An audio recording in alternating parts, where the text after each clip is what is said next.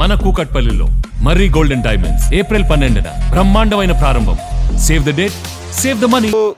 నాకు తెలిసి పార్టీకి ఎంత కష్టపడాలో అంత కష్టపడ్డారు, కష్టపడుతూనే ఉన్నారు. అయినా సరే అతను తగిన గుర్తింపు రాలేదు కాబట్టి మారే ఛాన్స్ ఉందని నేను అనుకుంటున్నాను.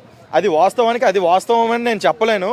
But I think as a political knowledge 90% అనేది మనకి రెస్పెక్ట్ కానీ హోదా కానీ లేకపోతేనే ఒక పార్టీ నుంచి ఇంకో పార్టీకి వెళ్ళే ఛాన్స్. అంటే దీనిపైన మాట్లాడుతూ ఎవరైతే Congress party MLA Vemulawada MLA ఆది శ్రీనివాస్ రెడ్డి గారు ఏమని మాట్లాడారంటే, అంటే ఆయనకు పొలిటికల్ నాలెడ్జ్ లేకనే ఈ విధంగా బీఆర్ఎస్లో చేరికైనారు, అవగాహన లేకుండానే అని మాట్లాడుతున్నారు. ఇది ఎంతవరకు కరెక్ట్ అని మీరు అనుకుంటున్నారు? ఓకే, అవునులే. ఒక పార్టీ మీద నాలెడ్జ్ లేనోడు నీ పార్టీలో ఇన్ని రోజులు ఉంటే నువ్వు సస్పెండ్ చేయకంటే ఎందుకు ఉంచో? ఫస్ట్ ఆదిరెడ్డి గారికి నేను ఇదే క్వశ్చన్ అడుగుతున్నా. ఒక నాలెడ్జ్ లేని వ్యక్తిని నీ పార్టీలో ఇన్ని రోజులు ఎందుకు ఉంచుకున్నావు? ఇదే స్టేట్మెంట్ నువ్వు వెళ్ళి సీఎం కానీ ఓ డిప్యూటీ సీఎం కానీ వెళ్ళి చెప్పొచ్చు కదా, పార్టీ నుంచి సస్పెండ్ చేయొచ్చు కదా. అంటే నేను కాంట్రవర్సీ మాట్లాడట్లేదు.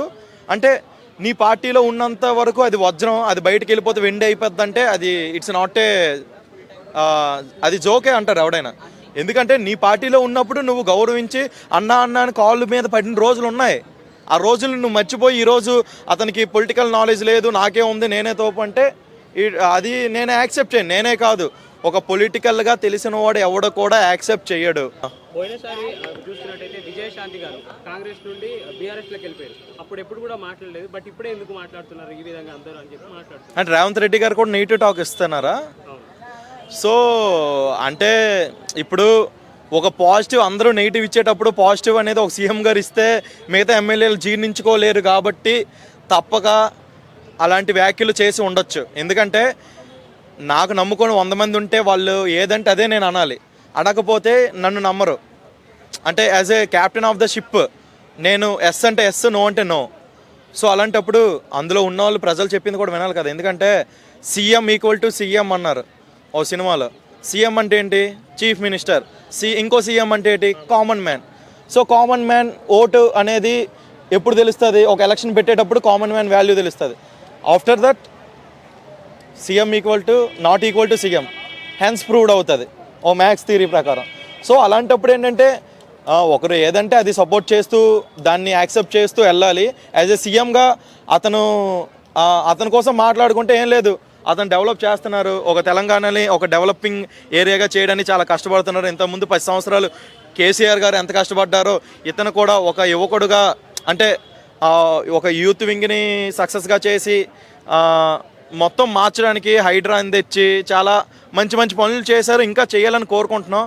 కేటీఆర్ కూడా చేశారు, వీళ్ళు చేశారు. అందరికీ కావాల్సింది ఏంటి?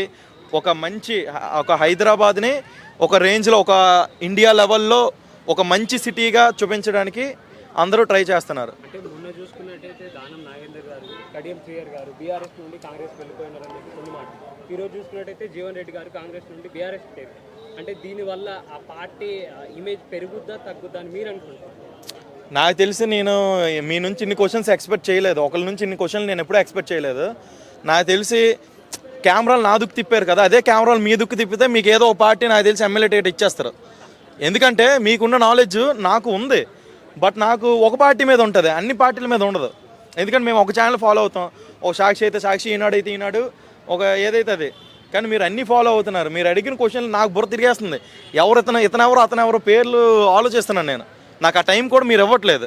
బట్ ఏంటంటే as best of my knowledge ప్రతిదీ నాకు తెలిసినంత వరకే నేను చెప్తాను.